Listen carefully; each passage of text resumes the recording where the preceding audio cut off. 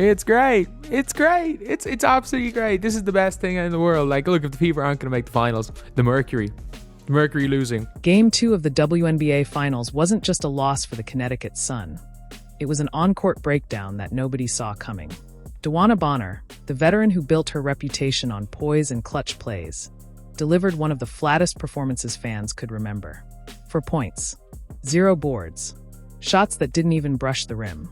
The crowd went silent, then social media exploded. Analysts cracked jokes, fans shook their heads, and even longtime supporters were left speechless watching a former finals hero look like she'd forgotten how to play her own game. The quitter. 1 of 5 from the field. 0 of 2 from 3. 4 points. Come here. Let me talk to you. Come on. Don't be scared. Come on. I bet you wish you stayed with the Fever now.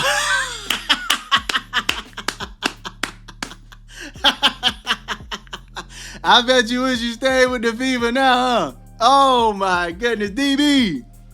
You can back up. It's fine. You can back up. You left the Fever, who gave this team that you're playing right now a bigger fight, right? They went to game 5. You guys are about to be put out in 4.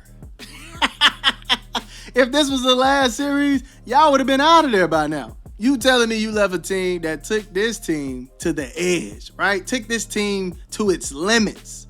It took everything out of this team to win this game against the Fever, right? You left a team to join a team to get swept? How does one of the most seasoned players in the league fall apart on the biggest stage? And why did this collapse feel almost poetic after months of side-eye gossip about her sudden exit from Indiana and those whispers about Phoenix's front office tampering? This wasn't just an ugly night. It was the kind of meltdown that rewrites how people see you. Beneath the missed shots and blank stares was a deeper story. Ego catching up to age, confidence fading under pressure, and karma finally cashing its check under the final spotlight. She on the series is 5 for 17 from the field. Sorry, 5 for 18. 5 for 18 from the field. She's barely shooting. 25%. When the lights dimmed and the anthem faded, fans expected Bonner to steady the ship.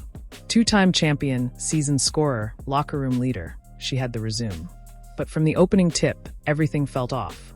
Her movement looked heavy, her body language tense, her confidence non-existent. Every shot clanked, every drive ended in frustration. The arena grew quieter with each miss, until the only thing echoing louder than sneakers on the hardwood were the gasps after another air ball. By night's end, her stat line read like a nightmare. 4 points on 1 for 5 shooting, no rebounds, and a -21 ±. She don't want to play basketball anymore. She don't want to do anything that helps her team win. She don't want to win at this stage. Dewanna Bonner pulls, you can see this drive here. She gets it from deep. She pulls nothing but air. You didn't even need to look at the scoreboard to see the story unfolding. It was written across Bonner's face: frustration, exhaustion, disbelief. Her mid-range jumper, once automatic, kept smacking the rim. Her defense looked slow, her rotations late. She wasn't directing teammates anymore. She was drifting through possessions. The Mercury bench started passing the ball quicker, almost avoiding her side of the floor. It was uncomfortable to watch. A respected vet slowly losing the trust of everyone around her. Breaking news, Dewanna Bonner says switch teams. I need that Dewanna Bonner lowlight tape. Like, hitting the rim was a challenge today. She's -21 across 2 games. It's not... And the timing couldn't have been worse. Bonner's finals meltdown happened right in front of every critic who'd been waiting for her to fall. When she left Connecticut and linked up with Phoenix, expectations shot through the roof. Fans assumed it was a ring-chasing move, a chance to prove she still had it. But instead of redemption, we got humiliation. Every missed shot became a meme. Every possession turned into a reminder that maybe the league's pace had finally passed her by. In the playoffs, 1 of 5, 4 of 13, 4 of 7, 1 of 7, 2 of 9, 0 of 4, 2 of 8. Like, she had one good playoff game and she's been horrendous. She has been absolutely horrendous. By the time the final buzzer hit, Twitter and TikTok had already turned the game into comedy. Clips of air balls looped with circus music. Comments called her Steph Curry in reverse. Analysts didn't hold back either. One called it a career low, Another said she looked like she wanted to be anywhere else but there. Shoulders drooped, eyes empty, zero talk on defense. It wasn't just physical, it was mental. She looked like someone who'd checked out while her teammates were still trying to fight. Dewanna Bonner said, "Let me come out here and do nothing today," is the reason why she doesn't want to get any rebounds. She doesn't want to do anything right now except airball shots. She doesn't want to post up, she doesn't want to rebound, she doesn't want to pass, she doesn't want to defend. Even the bench couldn't hide their disbelief. Rookie Kit Laxa, a player who's barely seen the floor all season, was suddenly trending online because fans said she couldn't possibly do worse. Brutal? Yeah. Inaccurate? Not really. Phoenix needed energy, effort, and leadership, and Bonner gave none of it. By the end, the game wasn't about the score. It was about symbolism. The moment when a veteran's body and confidence both gave out under the finals lights. It's actually at the stage now where Nate Tibbetts might have to just, unpopular opinion, I think Kit Laxa should be playing over. Kit Laxa's a 6'1" sniper. Like, she's, after Sammy Wickham, even maybe more than Sammy Wickham, she's the best shooter on the team. She is the best pure shooter on this team, and there is no way she can be worse at the other parts of basketball than Dewanna Bonner has been in the finals. There is actually no way. The truth is, Bonner's decline didn't happen overnight. You could trace it back months. The off nights, the visible frustration, the quiet disconnect from teammates. Game 2 just exposed it to the world. The cameras caught Diana Taurasi gesturing in frustration after yet another missed defensive switch. The chemistry was gone. Teammates avoided eye contact. The bench looked divided. Bonner's slump wasn't just hurting box scores anymore. It was breaking the team's spirit. Finals Dewanna Bonner's barely a basketball player right now. The Phoenix Mercury have a player by the name of don't want to play basketball for the Fever anymore. And this player was good, or maybe was not good, because, you know, most people never watch, so they don't even know. They don't really know if she was good or not, they just hear it. But no, let's be real. Dewanna Bonner is like a Hall of Famer, probably. Almost certainly. She's third all-time scoring. She's a Hall of Famer.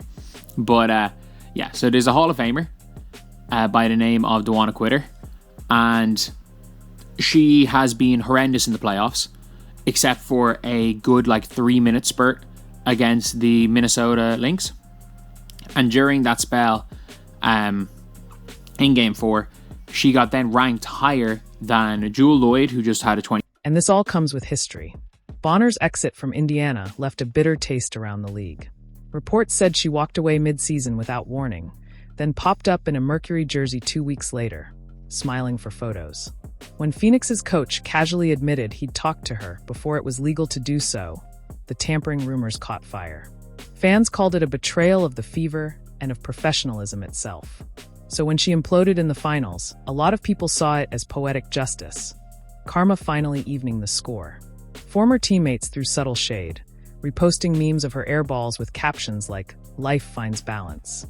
It was savage, but it captured the mood. You can't outrun accountability. I'd say what ended up happening was, things weren't working out. She probably wanted a trade, and, maybe the Mercury said, "Look, yeah, we don't want to trade for you, but we'll take you for free. Let's go and win a championship." The Mercury started off the season really well, and obviously that coincided with Dewanna Bonner going and quitting on her team. After the loss, the silence said everything. None of the Mercury vets defended her publicly. No rallying tweets, no locker room speeches, just frustration and avoidance. The team looked divided, fans were furious, and management had no answers. Even Taurasi, usually the first to protect her teammates, dodged Bonner's name in interviews. That told you all you needed to know. The fanbase wanted change. The organization looked stuck. And Bonner sat on the bench with her head down, towel over her face, scrolling through disappointment. By the next morning, the narrative had flipped completely. Headlines called her a vanished veteran. Commentators asked if Phoenix was clinging to the past. Former players on ESPN said bluntly, "You can't build the future on players living in yesterday." Harsh, but true. Bonner's Game 2 wasn't just a bad night. It was the moment her legacy cracked. For years, Dewanna Bonner stood as proof of longevity and grit. But in the 2024 finals, she became a cautionary tale. When effort fades, reputation can't save you. The same player who once embodied leadership ended up symbolizing denial. The game moved on, and she didn't. Maybe she'll bounce back. Maybe she won't. But one thing's certain. Game 2 will live on as the night a veteran star's confidence collapsed in real time, and a franchise realized its dynasty had finally run out of gas.